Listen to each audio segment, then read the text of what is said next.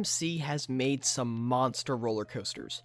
Normally, people tend to talk about the tallest, fastest, longest, because at the end of the day, that is what matters. Well, a good way to deny this is by looking over at Kentucky Kingdom in Lousiville, Kentucky, and getting a ride on Storm Chaser, a RMC Hybrid that proves size doesn't matter. When you look at the stats for Storm Chaser, you would think that it's a low-tier RMC, when this isn't the truth at all.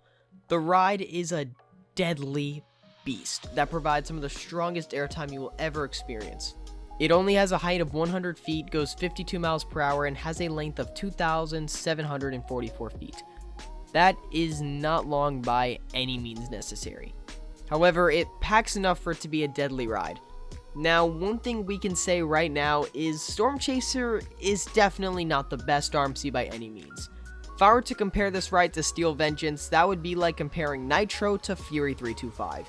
One is obviously better. However, Storm Chaser does pack a lot in its tiny footprint. That is one thing I am very surprised RMC can do. You see RMC has their top tier coasters like Steel Vengeance, and they have their low tier coasters like Twisted Cyclone, and I would even put Storm Chaser into this category, because even though I haven't ridden many others, I know that Storm Chaser probably doesn't compare to some of the other beasts that RMC has designed. And even these two coasters at the bottom of the RMC lists, they are still some of the best coasters in the world. And then RMC has its extremely overrated category with Lightning Rod. I said it. Anyways, back to Storm Chaser. The ride doesn't do much, but its main focus is airtime, and yeah, it's strong. It definitely is some of the strongest airtime you'll ever experience on a coaster.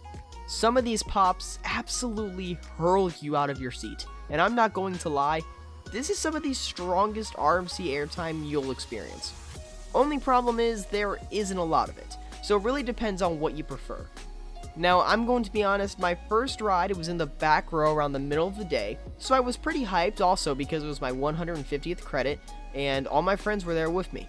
I sat in the back row, and when I came off, I was a bit disappointed. This ride still managed to make it in my top 10, but it definitely wasn't a top tier RMC for me. I still thought Twisted Cyclone was better after my first ride. Later in the day, I rode it again in the front row, and my opinion completely changed. I know this is weird, but I honestly preferred Storm Chaser in the front row. I thought the airtime was a little stronger in some sections, and the inversions were much snappier. Plus, the drop in the front is so bizarre. This drop alone is incredible. In the back, you get whipped out of it, whereas in the front, you get this weird mix of hang time and floater airtime. It, for me, was one of the highlights on the ride. Next, the large floater hill is really good.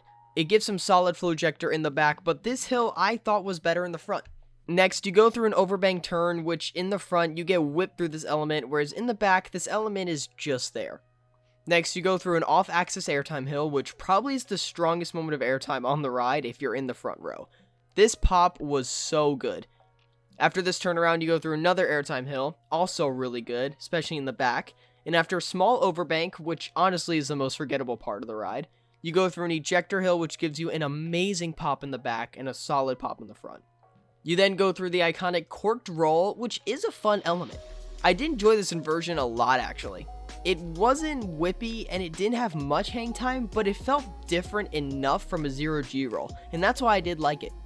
After this, you enter the trick track double up, which in the back row is the strongest moment of airtime you'll feel on the ride. Wow, this pop is deadly. After another solid ejector hill, you go through the Fear Helix, which is fun, and then you whip up into the brakes. Overall, this ride is really good, but as you can see, it's short. The drop, trick track double up, and second ejector hill are my personal favorite elements, mainly because the airtime is deadly on all three of these elements. Also, Storm Chaser is super smooth. RMC has managed to master the technique of making smooth coasters, and Storm Chaser is no exception. Easily one of the smoothest coasters I've ridden. Plus, another thing I love is how easy it is to get up close to this ride. You can get close to basically every element on it, except the first overbank, and it is sick. Also, similar to other coasters I've talked about, Storm Chaser is relentless from start to finish. This ride is trying to throw you out of your seat from the beginning of the ride all the way to the brakes. Overall, Storm Chaser is in my top 10, but is it my favorite coaster in the park? No. We'll talk about that coaster in my next video. At the end of the day, Storm Chaser is a phenomenal ride and is a perfect fit for Kentucky Kingdom. So I highly recommend you make the trip out to Louisville to get a ride on this beast. So that's going to be it. If you haven't already yet, make sure to subscribe to the channel to see videos just like this, and don't forget to check out my podcast and merchandise in the description down below. Finally, if you need free non-copyrighted off-rides and POVs, check out my second channel, TPH Productions. As always, this is Hunter from Theme Park Hunting. I'll see you guys later, and follow the thrill.